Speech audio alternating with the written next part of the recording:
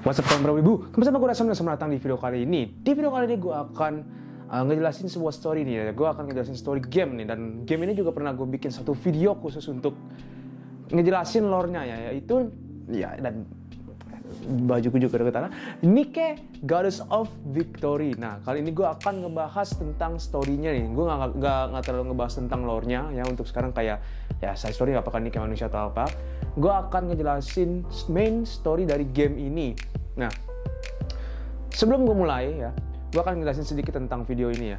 Nah, ya kan, Nike Goddess of Victory itu adalah sebuah game mobile dan PC yang bisa kalian mainin. Nah, game ini kalau bisa dibilang agak unik ya untuk genrenya anime gitu ya. Biasanya kan kita kalau main kan kayak Azuren kan cuman jatuhnya kayak apa ya, kalau kayak Azuren atau Kantai Collection atau kayak Honkai Impact atau misalnya kayak Honkai Star yang paling baru atau misalnya kayak Genshin Impact gitu kan, biasa kan anime kayak gitu-gitu kan, atau mungkin kayak Blue Archive gitu. Kali ini berbeda, kali ini kita lebih kayak ke FPS shooting game gitu lah. Kalau kalian tahu Time Crisis Time Zone, ya mirip-mirip kayak gitu lah gameplaynya. Ini dibuat oleh studio Shift Up dari Korea, seinget gue kalau nggak salah. Jadi ini bukan game dari Jepang, jadi dari Korea. Abis itu untuk story-nya atau kayak keadaannya itu basically mirip banget kayak Azuren lah. Azuren atau misalnya kayak Kantai Collection lah kalau nggak salah. Jadi ya dunia manusia tuh kayak udah di ambang kehancuran gitu, udah kayak bener-bener pengen hancur, terus datanglah atau manusia ngebuat sesuatu kayak weapon atau apa gitu kan. Kalau di Azuren kan atau Kantai Collection kan ya Kantai dan Kansen gitu kan. Ya basically itu mereka yang ngelawan musuhnya gitu kan. Kalau di sini bernama Nike. Nah, Nike ini secara garis besarnya kalau bisa dibilang adalah cyborg lah kalau bisa dibilangnya. Jadi kayak manusia cyborg gitu lah pokoknya. Tapi kayak lebih ke cyborg, 99%-nya cyborg sih kayaknya ya. 90%-nya maksud gue, sorry. Jadi di video kali ini gue akan ngebahas 3 chapter. Chapter 00, chapter 1, dan chapter 2. Dan kemungkinan di video selanjutnya yang akan gue buat lagi, kemungkinan akan 2 chapter aja. Kalau 3 sama 4, ya kan. Dan gue thank you banget sama Pak Alan karena Pak Alan udah bantuin gue buat skripnya. Karena kalau untuk kayak gini gue nggak bisa ngandalin otak gue, dan otak gue kan ya kayak gitu kan. Jadi kita tanpa basa-basi langsung kita mulai ke chapter 00.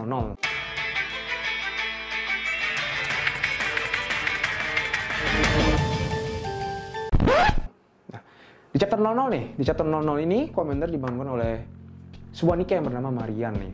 Ini kalau bisa bilang kayak first encounter dengan Nike gitu di dunia game ini ya kan. Terus kenapa gue bilang dibangunkan? Karena kita dibangunin itu di tengah-tengah lagi kayak battle. Jadi transportasi kita, pesawatnya gitu hancur, ditembak oleh Rapture gitu kan ya. Rapture itu apa? Kalau misalnya di Azuren itu kan musuhnya kan Siren gitu kan. Kalau di Kantai Collection jujur gue lupa nama musuhnya apa. Tapi kalau di sini nama musuhnya itu Rapture. Rapture ini kayak robot gitulah. Ya kan, dia pengen, ya biasa lah, pengen ngebuat bumi rata gitu, jadi nggak ada manusia sama sekali. Nah, by the way, sorry kalau misalnya gue ngeliat ke bawah, gue lagi liat skripnya soalnya. Nah, habis itu, di sini kita langsung mulailah gameplay kita, tutorial kita lah kalau bisa bilang. Jadi kita di sini langsung mulai tutorial kita. Terus di akhir chapter ini, kita ketemu oleh 2 karakter baru, yaitu bernama Rapi dan Anis. No, bukan Anis yang ada di negara kita, bukan. Anis yang beda pokoknya lah ya. Nah, habis itu untuk karakternya kayak gimana Anis dan Rapi itu, kalau untuk Rapi itu kayak lebih kayak gimana ya, agak susah gue ngejelasin ya. Kayak dia tuh yang karakter fokus banget gitu, kayak yang kudere enggak juga sih, bukan kudere ya, apa ya namanya ya, yang bener-bener cuman kalau misi harus selesai pokoknya, yang serius lah. Nah, kalau Anis ini lebih kebacot sih kalau Anis ini ya. Nah, end chapter 00. Simple padat dan jelas kan. Chapter 1 nih, agak panjang chapter 1 ini, karena ini benar-benar yang menurut gue kayak penting banget di chapter ini. Chapter 1, ya kan, di sini kita masih berbagi info tentang situasi yang di sekitar kita gitu. Terutama tentang Nike yang hilang di operation ini, alias di misi ini. Habis itu Marian tiba-tiba bilang kalau dia kurang enak. Nggak enak badan dia. Masuk angin kayaknya sih ya. Abis itu ya Rapi langsung bilang kayak, cepat buka bajumu. Mulai langsung panas gitu ya kan. Nah, kita maintenance. Jadi di sini Rapi disuruh Marian untuk buka bajunya untuk ngelakuin maintenance.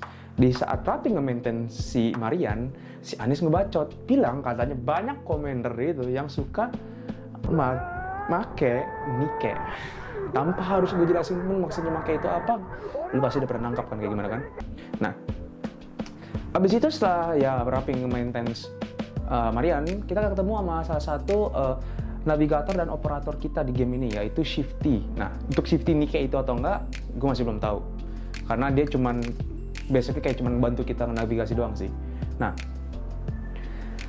abis itu di sini setelah perkenalan Shifty itu apa, siapa gitu kan, langsung Rappi tanpa basa-basi minta informasi kenapa kapalnya itu bisa hancur dan kenapa lewat daerah yang banyak Rapture. Ya, Shifty bilang Rapture itu gak punya anti-air weapon, alias gak punya yang ya anti-air weapon gitu lah. Cheat, tolong jelasin anti-air weapon, Cheat. Lu kan anak yang suka tentara kan kalau nggak salah kan.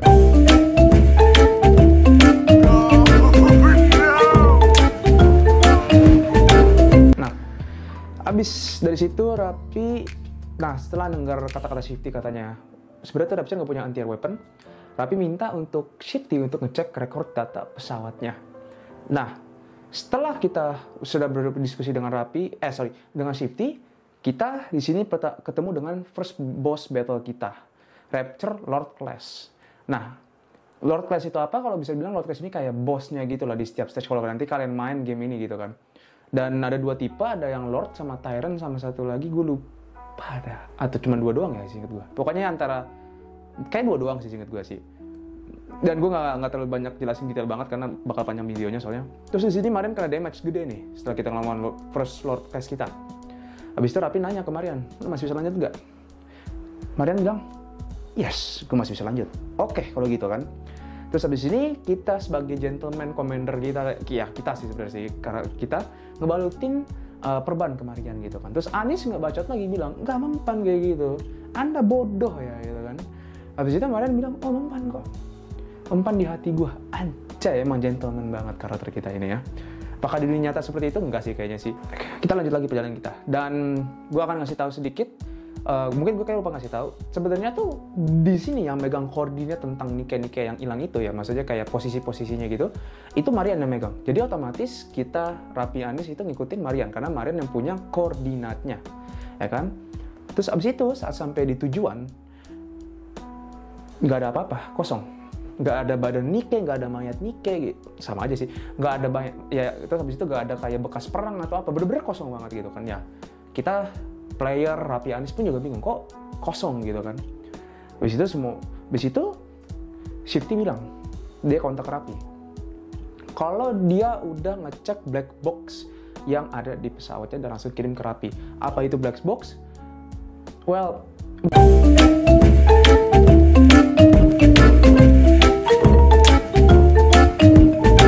abis itu di sini Rappi langsung nodongin senjatanya, ya kan? Nah kita bingung kan gitu, what the fuck happened gitu, what the hell ya kan?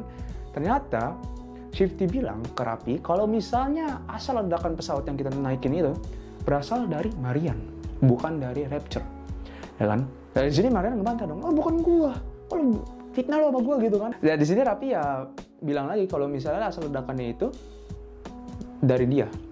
Ini gue ulang ya kayaknya sih, cuman ya pokoknya basically di sini Marian kena skakmat lah pokoknya basic gitu. Sorry banget kalau gue ngulang-ulang, Cheat, gue tahu kebiasaan gue sering ngulang-ulang, mohon maaf, ya kan. Habis itu mulai nunjukin corruption. Nah, corruption ini akan gue jelasin nanti di akhir chapter 1 aja. Nah, di sini kita ngelawan Class Lord lagi. Nah, setelah kita ngelawan bosnya, kita dapat animation scene ya. Jadi kalau misalnya kalian pengen dapat feel-nya itu tuh, gue rekomen nonton animasinya atau enggak pengen game story-nya. Jadi di sini kita dapat animasi yang dimana diperlihatkan kalau misalnya Nike yang kena corruption itu gak bisa disembuhin sama sekali, ya kan? Dan di sini kita terpaksa harus ngebunuh Marian. Set. End chapter 1. Ya kan? Lumayan menarik kan story-nya kan? Dan sebelum ini gue akan ngejelasin tentang corruption nih, tadi gue bilang. Nah, corruption ini adalah kalau bisa bilang virus untuk Nike ya.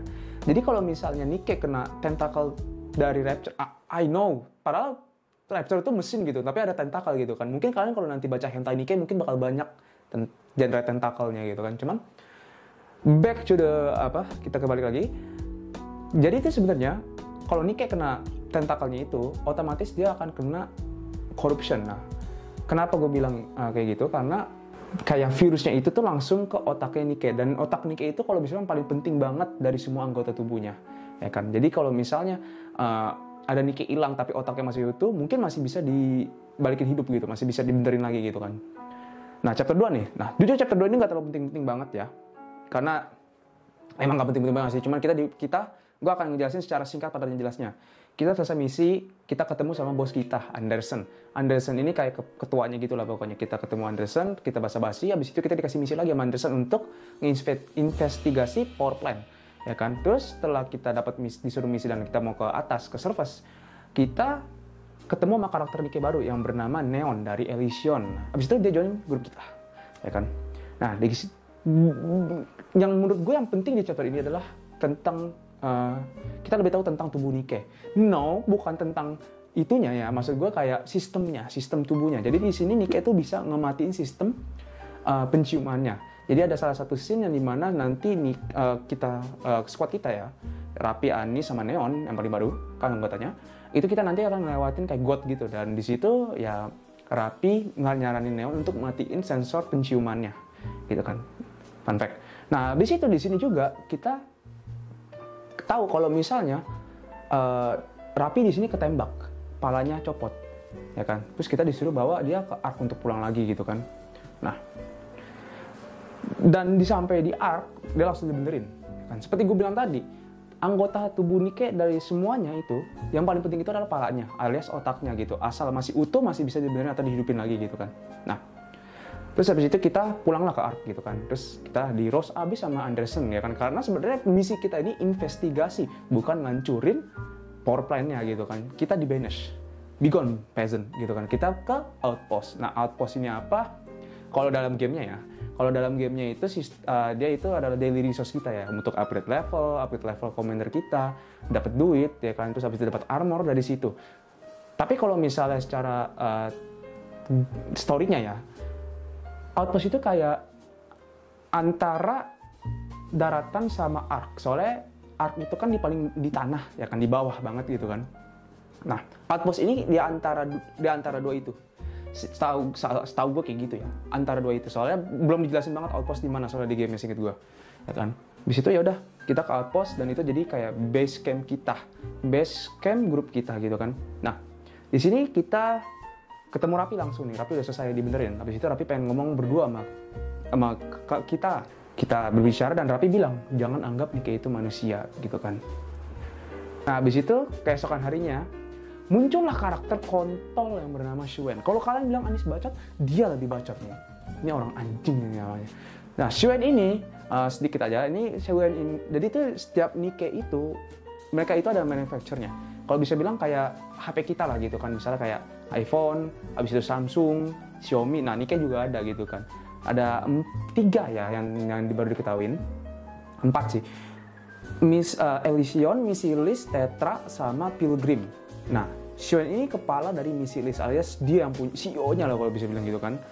Nah, habis itu dia datang bersama 2 Nikke-nya yang bernama Yuni dan Mihara. Dan unique banget cuanya. Oke, lanjut lagi ke studinya. Jadi di sini Shuen karena di kepala Misilis gitu kan, terus kita cuman karena ya commander bawahan gitu kan, lo harus ngikutin apa kata-kata Nikke gitu kan kita. Kok kata-kata Nikke, kata-kata Shuen maksud gue. Jadi di sini apa ya, Shuen itu karakternya itu kontol banget ya. Kalau kalian tahu Ojo-sama gitu kan, biasanya kan Ojo-sama tuh kan ada yang baik, ada yang blangsat gitu kan. Ini lebih dari blangsat ini pokoknya, ya kan. Nah, kita dikasih misi sama Shuen untuk menangkap sebuah kayak rapture unik ya kan, dalam 2 hari atau 5 hari ya, 2 hari singkat gue sih. Dan ya, end chapter 2. Nah, gimana menurut kalian untuk story-nya ya kan? Story-nya benar-benar bagus banget loh untuk Nikke ini menurut gue loh ya kan. Dan ini juga salah satu alasan kenapa gue bikin story Nikke juga, karena emang story-nya benar-benar bagus banget dan gak ribet gitu loh ya kan. Gak kayak Azuran kalau gue boleh jujur yang bikin ribetnya itu karena seingat gue tuh dia timeline-nya itu benar-benar berantakan seingat gue. Gue waktu itu kan pengen banget main story-nya Azuran dan gue juga pengen bikin video kayak gini. Cuman karena setelah gue nonton orang ngejelasin, dia bilang itu benar-benar berantakan. Dan biasanya story kayak yang benar-benar satu timeline gitu kan, itu kadang-kadang di event muncul. Jadi kata gue, aduh, nggak bisa kalau Azuran. Cuman kalau ini gampang banget ya kan. Terus juga kenapa gue juga buat ya karena kebanyakan orang nggak pasti nggak ngikutin story-nya gitu. Salah satu contohnya ya temen gue si Padlan, sama ada satu lagi temen gue, ya kan. Karena jujur ya, Nikke itu kan kalau daya tariknya itu kayak buat narik pemain itu kan bukan dari story, tapi dari yang itunya lah, lah ya kan ya, itunya jiggle fisiknya gitu kan.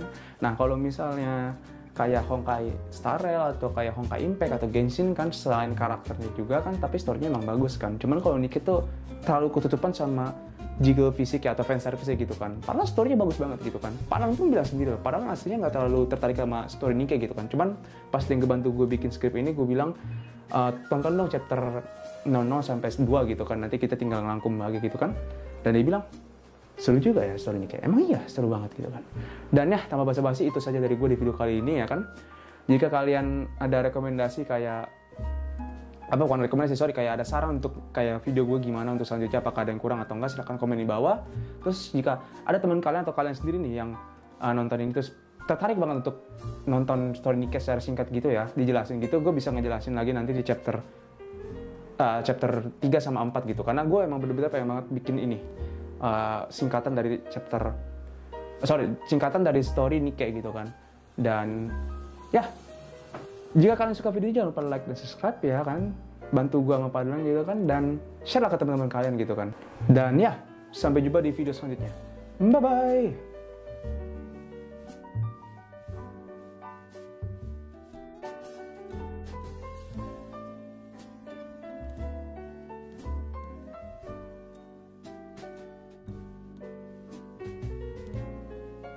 Gue ngerti maksud lo, Rit, kenapa kebiasaan gue sering gue ulang-ulang, sekarang gue ngerasain, Cit.